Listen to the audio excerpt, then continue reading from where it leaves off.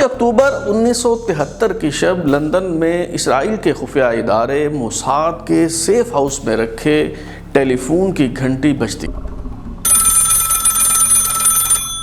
کال کرنے والے شخص کا خفیہ نام سورس ہے اور وہ کہتا ہے کہ فوری طور پر باس سے ملنا ہے۔ یہ اطلاع جو ہی تل ابیب کے موساد ہیڈ کوارٹرز میں موصول ہوتی ہے، اسرائیلی انٹیلیجنس چیف وی ضمیر انتہائی عجلت میں خصوصی طیارے کے ذریعے تل ابیب سے لندن پہنچ جاتے ہیں۔ سورس سے ملاقات کے دوران معلوم ہوتا ہے کہ مصر اور شام کل شام 6 بجے اسرائیل پر حملہ کرنے والے ہیں۔ وی ضمیر اپنے سورس کی خبر پر یقین کر لیتے ہیں کیونکہ اسرائیلی ایجنٹ کے طور پر کام کرنے والے اس شخص کا نام اشرف بن مروان ہے اور اسے مصر کے صدر انور سادات کا رائٹ ہینڈ مین کہا جاتا ہے۔ اسرائیلی انٹیلیجنس چیف فوری طور پر تل ابیب پہنچ کر وزیر اعظم گولڈا میئر کو صورتحال سے آگاہ کرتا ہے۔ 6 اکتوبر کی صبح 8 بجے اسرائیلی کابینہ کا ہنگامی اجلاس طلب کر لیا جاتا ہے۔ مصر اور شام کے مشترکہ حملے کی خبر تو درست ثابت ہوتی ہے، مگر یہ حملہ شام 6 بجے نہیں ہوتا بلکہ دوپہر 2 بجے ہی عرب ممالک دھاوا بول دیتے ہیں اور اسرائیل کا غرور خاک میں مل جاتا ہے۔ اکتوبر 1973 میں ہونے والی یہ جنگ، جسے اسرائیلی یوم کپور کی لڑائی کا نام دیتے ہیں اور عرب ممالک اسے آپریشن بدر کے نام سے یاد کرتے ہیں، اس مارکے میں کون فاتح رہا؟ ترازو کے سلسلے فلسطین قصہ کی 5ویں قسط میں آج ہم یہی سب کچھ جاننے کی کوشش کریں گے۔ میں ہوں بلال غوری اور آپ دیکھ رہے ہیں ترازو۔ اشرف مروان جس نے اسرائیل کو مصر اور شام کے حملے کی خبر دی، وہ مصر کے سابق صدر جمال عبد الناصر کے بہنوئی تھے اور ان کی شادی مونا ناصر سے ہوئی تھی۔ اشرف مروان جمال عبد الناصر کے دور میں بھی نچلی سطح کے حکومتی عہدیدار کی حیثیت سے کام کرتے رہے، مگر انور سادات کے دور اقتدار میں انہیں کلیدی حیثیت حاصل ہو گئی۔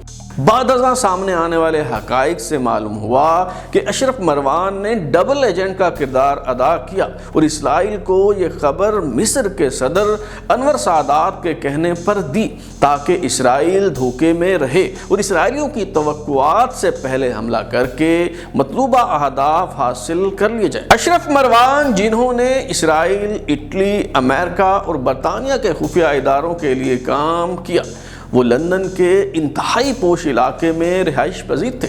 27 جون 2007 کو پراسرار انداز میں ان کی موت واقع ہو گئی۔ بتایا گیا کہ انہوں نے 5ویں فلور پر واقع اپنے پرتعیش فلائٹ کی بالکونی سے چھلانگ لگا کر خودکشی کر لی یا انہیں وہاں سے گرا کر قتل کر دیا گیا۔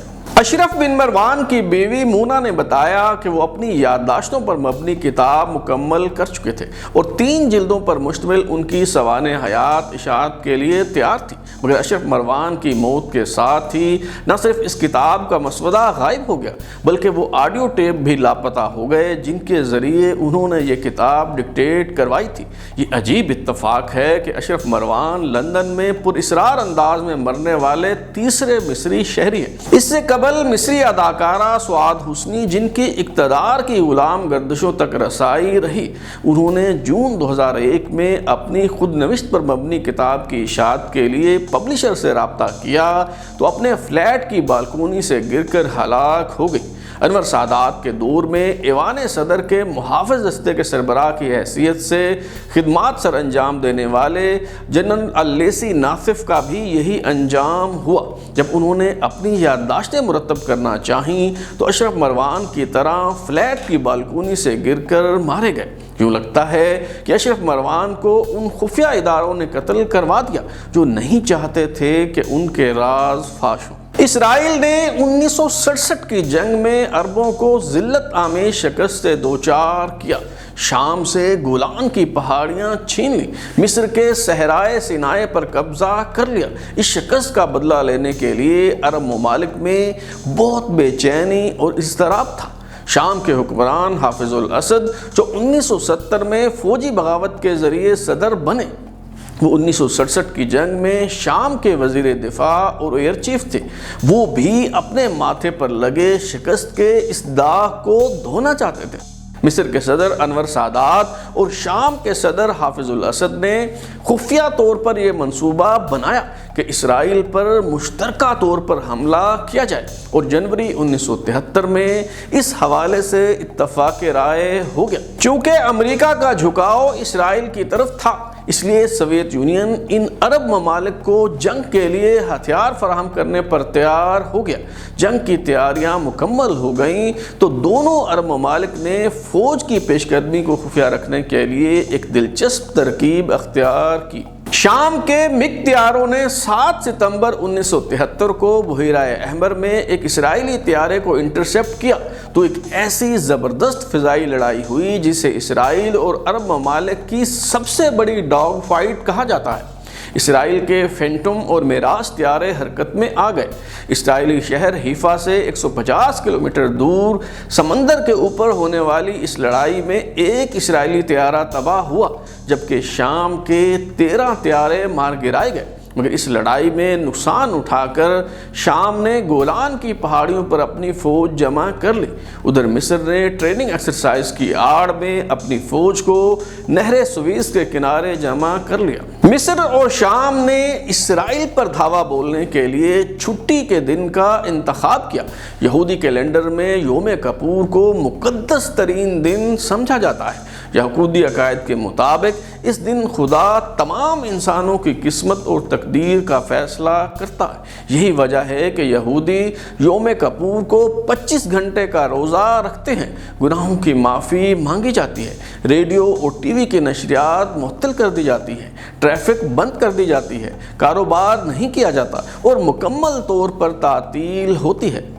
اس برس یوم کپور 6 اکتوبر کو آ رہا تھا، اس لیے عرب ممالک نے بہت سوچ سمجھ کر اس دن کو حملے کے لیے منتخب کیا۔ اگرچہ ستمبر میں افواج کی نقل و حرکت سے اسرائیلیوں کو تشویش لاحق ہوئی، مگر انٹیلیجنس چیف وی ضمیر کا خیال تھا کہ عرب ممالک کسی صورت حملہ نہیں کریں گے۔ جب اشرف مروان کے ذریعے حملے کی اطلاع ملی تو وزیر اعظم گولڈا میئر کی سربراہی میں ہونے والے اجلاس میں وزیر دفاع موشے دیان نے یہ تجویز دی کہ اسرائیلی فوج کے ریزرو دستوں کو حرکت میں نہ لایا جائے، تاکہ عالمی برادری کو یہ تاثر ملے کہ ہم جا رہے نہیں بلکہ ہم پر حملہ کیا گیا ہے۔ موشے دیان کی رائے کے برعکس فوری طور پر فوجی دستوں کو حرکت میں لانے کا فیصلہ ہوا، مگر اسرائیلی حکام نے یہ سب حکمت عملی اس حساب سے ترتیب دی کہ حملہ شام کو 6 بجے متوقع ہے۔ مگر 6 اکتوبر 1973 کی دوپہر جب رمضان المبارک کا 10واں روزہ تھا، مصری فوج کے سربراہ شاذلی نے فوجیوں کو روزہ توڑنے کا حکم دے دیا، اور دوپہر 2 بجے ایک طرف مصر کی فوج نے نہر سویز عبور کر کے اسرائیل پر دھاوا بول دیا تو دوسری طرف شام کی فوج گولان کی پہاڑیوں سے اسرائیل پر حملہ آور ہو گئی۔ اسرائیل نے 1967 کی عرب اسرائیل جنگ میں صحرائے سینائے کا علاقہ فتح کرنے کے بعد اس علاقے کو محفوظ بنانے کے لیے قلعہ بندی کر لی اور نہر سویز کنارے 20 فٹ اونچی ایک مضبوط دیوار بنا لی، جسے بار لیول لائن کہا جاتا تھا۔ نہر سویز کنارے بنایا گیا یہ طویل حصار جنوب سے شروع ہو کر شمال میں بحیرہ روم تک چلا جاتا تھا۔ بار لیول لائن پر 3 چیک پوسٹیں بنائی گئی تھی۔ 6 اکتوبر 1973 کو مصر کی فوج نے آپریشن بدر کے تحت نہر سویز عبور کر کے پیش قدمی شروع کی تو 5 انفینٹری ڈویژن اس مہم جوئی کا حصہ تھے۔ 18 گھنٹوں میں مصر کی فوج کے 90,000 فوجی، 850 ٹینک اور 220 جنگی جہاز اسرائیل کے پہلے دفاعی حصار یعنی بار لیول لائن کو روند کر صحرائے سینائے میں داخل ہو چکے تھے۔ اچانک ہونے والے اس حملے نے اسرائیلی فوجیوں کو سنبھلنے کا موقع ہی نہ دیا۔ مصر کے اینٹی ٹینک میزائلوں نے لڑائی کا پانسا پلٹنے میں اہم کردار ادا کیا۔ اسرائیل کی 9th ٹینک بٹالین، جس میں 100 ٹینک تھے، شام ہونے کو آئی تو ان میں سے صرف 2 ٹینک ہی سلامت تھے۔ ابتدائی 2 روزہ لڑائی میں اسرائیل کو اس قدر نقصان اٹھانا پڑا کہ اس کے 300 ٹینک ناکارہ ہو گئے۔ مصر کے 220 جنگی جہاز اسرائیل میں گھس کر اہم ترین اہداف کو نشانہ بنانے میں کامیاب رہے اور اسرائیلی حکام صرف 8 مصری طیارے تباہ کرنے میں کامیاب ہو سکے۔ اس کے علاوہ ابتدائی 4 دن کی لڑائی میں اسرائیل کے 48 لڑاکا طیارے زمین بوس ہو گئے۔ مصری فوج کے جو 8 طیارے تباہ ہوئے، ان میں سے ایک جنگی جہاز کو صدر انور سادات کے بھائی عاطف سادات اڑا رہے تھے۔ یوں انہوں نے اس جنگ کے پہلے روز جام شہادت نوش کیا۔ اسرائیل کے ناقابل شکست ہونے کا خواب چکنا چور ہو چکا تھا۔ مصر کی فوج 10 کلومیٹر تک اندر گھس آئی تھی۔ اسرائیلی فوج کے 2 اہم ترین جرنیلوں ایریل شیرون اور آدم نے 7 اکتوبر کو نہر سویز کنارے اگلے مورچوں کا معائنہ کیا اور فیصلہ کیا گیا کہ 8 مارچ کو بھرپور حملہ کر کے مصر کی فوج کو پیچھے دھکیلا جائے۔ جنگ کے تیسرے دن اسرائیلی فوج نے اس حکمت عملی کے تحت جوابی حملہ کیا کہ پہلے آدم کا ڈویژن شمال سے جنوب کی طرف پیش قدمی کرتے ہوئے مصر کی فوج کو پسپا کرے اور پھر ایریل شیرون کا ڈویژن آخری ضرب لگائے، لیکن 2 ڈویژن فوج مل کر مصر کی فوج کے قدم نہ اکھاڑ سکی اور اس لڑائی میں اسرائیل کے مزید 48 ٹینک تباہ ہو گئے۔ مصر کی طرح شام کی فوج نے بھی گولان کی پہاڑیوں سے اسرائیل پر اچانک حملہ کیا تھا۔ شام کی فوج کے 3 انفینٹری ڈویژن اور 150 جنگی طیاروں نے 6 اکتوبر 1973 کو گولان کی پہاڑیوں میں اس پرپل لائن کو عبور کیا جسے 1967 کی جنگ بندی کے بعد باؤنڈری لائن قرار دیا گیا تھا۔ 5ویں، 7ویں اور 9ویں انفینٹری ڈویژن نے پیش قدمی کی اور شام کو پہلی کامیابی تب ملی جب یہاں ماؤنٹ ہرمن یعنی جبل ہرمن جسے جبل الشیخ بھی کہا جاتا ہے، وہاں سطح سمندر سے 200 میٹر پر واقع اس چیک پوسٹ پر قبضہ کر لیا گیا جسے اسرائیل کی آنکھ سمجھا جاتا تھا۔ شام کی فوج کے دستے 45 منٹ میں یہ پہلی فتح حاصل کرنے میں کامیاب رہے۔ شام کی فوج مسلسل آگے بڑھتی رہی۔ جلد ہی 7ویں ڈویژن نے القنیطرہ جبکہ 9ویں ڈویژن نے الخنشیہ نامی علاقے پر قبضہ کر لیا۔ شام کی فوج کے دستے گولان کی پہاڑیوں پر اپنی پوزیشن مستحکم کرنے میں کامیاب رہے، مگر حیرت انگیز طور پر رات گئے شام کی فوج نے پیش قدمی روک دی۔ اگلی صبح جب شامی فوج نے آگے بڑھنا شروع کیا تو ان کا ہدف نفق تک پہنچنا اور پھر دریائے اردن پر قائم بنت الیعقوب برج پر قبضہ کرنا تھا۔ بنت الیعقوب نامی پل جو وہاں سے 15 کلومیٹر کے فاصلے پر تھا، اس کی دفاعی اہمیت یہ تھی کہ یہ گولان کی پہاڑیوں سے اسرائیل میں داخل ہونے والا اکلوتا راستہ ہے۔ شام کے فوجی حکام کا خیال تھا کہ اسرائیل کے ریزرو فوجی دستے 24 گھنٹوں سے پہلے وہاں نہیں پہنچ سکیں گے، مگر اسرائیلی دستوں نے 15 گھنٹوں میں وہاں پہنچ کر شام کی پیش قدمی روک دی اور سیسا پلائی ہوئی دیوار بن گئے۔ اسرائیلی فوج نے 3 مختلف اطراف سے جوابی حملہ کیا جو خاصا کارگر ثابت ہوا۔ شام کے فوجی دستے جو بنت الیعقوب برج تک پہنچنے کے خواب دیکھ رہے تھے وہ نفق بھی فتح نہ کر سکے۔ چوتھے دن کی لڑائی میں گولان کے محاذ پر شام کی فوج کو بھاری نقصان اٹھانا پڑا۔ اسرائیل کو یہ برتری حاصل تھی کہ اس کے پاس دور تک مار کرنے والے جدید ٹینک تھے۔ اسرائیلی ٹینکوں کی رینج 2000 میٹر تھی، جبکہ شامی فوج کے پاس جو ٹینک تھے وہ بمشکل 1500 میٹر تک مار کر سکتے تھے۔ ظاہر ہے جس ٹینک کی رینج زیادہ ہوگی اسے میدان جنگ میں برتری حاصل ہوگی۔ اسرائیلی فوج نے چوتھے دن یعنی 10 اکتوبر 1973 کو شام کے 100 ٹینک تباہ کر دی اور اب شامی فوج پیش قدمی کرنے کے بجائے پسپائی اختیار کرنے پر مجبور ہو گئی۔ اسرائیل کے خلاف مصر اور شام کی ابتدائی کامیابیوں نے عرب دنیا میں ایک نئی روح پھونک دی اور سب ممالک کسی نہ کسی انداز میں اس مہم جوئی میں حصہ ڈال رہے تھے۔ الجیریا کے صدر نے سوویت یونین کو بلینک چیک دے دیا تاکہ اس جنگ کے لیے ہتھیار فراہم کیے جا سکے۔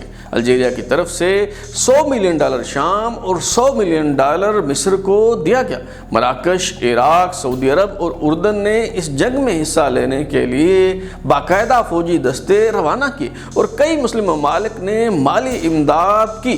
مگر شام کے صدر اور مصر کے صدر انور سادات کے درمیان بد اعتمادی پیدا ہونے لگی۔ اس بد اعتمادی کی وجہ دونوں رہنماؤں میں حکمت عملی اور سوچ کا فرق تھا۔ مصر کی فوج نے 10 کلومیٹر تک سینائے میں داخل ہونے کے بعد پیش قدمی روک دی، کیونکہ انور سادات محدود جنگ کے خواہاں تھے تاکہ عالمی برادری کی توجہ مبذول کروا کے 1967 میں گنوایا گیا علاقہ واپس لیا جا سکے۔ مگر حافظ الاسد کا خیال تھا کہ مصر کی فوج آگے بڑھ کر پورے اسرائیل پر قبضہ کرے تاکہ گولان کی پہاڑیوں پر شامی فوج پر دباؤ کم ہو سکے۔ برطانوی سفیر نے 13 اکتوبر کو مصر کے صدر انور سادات سے ملاقات کر کے اسرائیل کی طرف سے جنگ بندی کی پیشکش کی، مگر مصر کے صدر نے یہ کہتے ہوئے پیشکش مسترد کر دی کہ جب تک اسرائیل 1967 میں ہتھیایا گیا علاقہ واپس نہیں کرتا، جنگ بندی نہیں ہوگی۔ ادھر اسرائیلی وزیر اعظم گولڈا میئر کی سربراہی میں یہ فیصلہ کیا جا رہا تھا کہ اب جارحانہ حکمت عملی اختیار کرتے ہوئے مصر اور شام میں داخل ہوا جائے یا محض دفاع مضبوط بنانے پر توجہ دی جائے۔ ایریل شیرون کی تجویز تھی کہ جب تک نہر سویز کے اس پار جا کر مصر میں داخل نہیں ہوا جاتا تب تک یہ مسئلہ حل نہیں ہو سکتا۔ جنگ بندی کی تجویز مسترد ہو گئی تو ایریل شیرون کے اس منصوبے پر عمل درآمد کی اجازت دے دی گئی۔ اسرائیلی فوج کو ابتدائی طور پر سخت مشکلات اور بھاری نقصان کا سامنا کرنا پڑا، لیکن 16 اکتوبر کو عین اس وقت جب صدر انور سادات اپنے سپہ سالار جنرل احمد اسماعیل کے ہمراہ قاہرہ کی سڑکوں پر جشن مناتے ہوئے عوام سے داد وصول کر رہے تھے، اسرائیلی فوج ایریل شیرون کی قیادت میں نہر سویز پار کر کے نہ صرف مصر میں داخل ہو گئی بلکہ اسرائیل میں گھسنے والی مصری فوج کے انفینٹری ڈویژن کو بھی گھیرے میں لے لیا گیا۔ اب صورتحال یہ تھی کہ نہر سویز پار کر کے اسرائیل میں داخل ہونے والے مصری فوج کے انفینٹری ڈویژن کا رابطہ کٹ گیا تھا۔ ان کے آگے اور پیچھے دونوں طرف اسرائیلی فوج تھی۔ اسرائیلی فوج نے مصر میں داخل ہوتے ہی مصری فوج کے ایئر ڈیفنس سسٹم کو ناکارہ بنا دیا۔ زمین سے فضا میں مار کرنے والے مصری میزائل اسرائیلی طیاروں کے لیے بہت مہلک ثابت ہوئے تھے۔ اب جب کہ ان کی بیٹریاں ختم کر دی گئیں اور یہ خطرہ ٹل گیا تو اسرائیلی فضائیہ بھی حرکت میں آ گئی۔ اس صورتحال میں مصر کے آرمی چیف جنرل شاذلی نے مشورہ دیا کہ جنگی حکمت عملی کے تحت نہر سویز کے اس طرف موجود انفینٹری ڈویژن پسپائی اختیار کر کے مغرب کی طرف واپس آ جائیں، مگر انور سادات نہ مانے اور کہا کہ ایک سپاہی اور ایک رائفل بھی واپس نہیں آئے گی۔ اس ہٹ درمی کا خمیازہ بھاری نقصان کی صورت میں ادا کرنا پڑا۔ اسرائیلی فوج ایک طرف سویز شہر میں داخل ہو گئی تو دوسری طرف اسماعیلیہ شہر پر قبضہ کر لیا گیا۔ متواتر کئی روز اسرائیلی فوج کی پیش قدمی کا سلسلہ جاری رہا اور قاہرہ محض چند کلومیٹر دور رہ گیا تو فتح شکست میں بدل گئی۔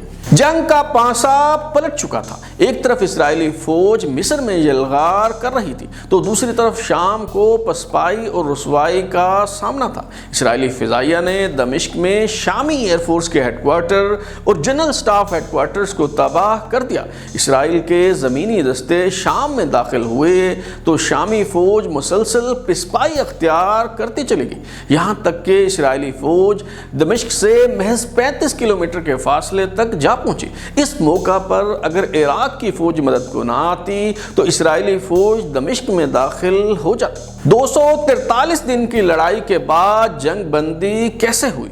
یوم کپور جنگ یا آپریشن بدر میں افواج پاکستان نے کیا کردار ادا کیا؟ یہ سب معلوم ہو سکے گا آئندہ ایک ساتھ میں۔ فلسطین کی تاریخ بیان کرنے کا یہ سلسلہ جاری ہے۔ اگر آپ اپنی رائے دینا چاہتے ہیں یا پھر کوئی تجویز تو ہمارا واٹس ایپ نمبر 0332841057 دستیاب ہے۔ اپنا فیڈ بیک دیں، لائک کریں، سبسکرائب کرنے کے بعد بیل آئکن یعنی گھنٹی دبائیں اور دیکھتے رہیں ہمارا چینل ترازو۔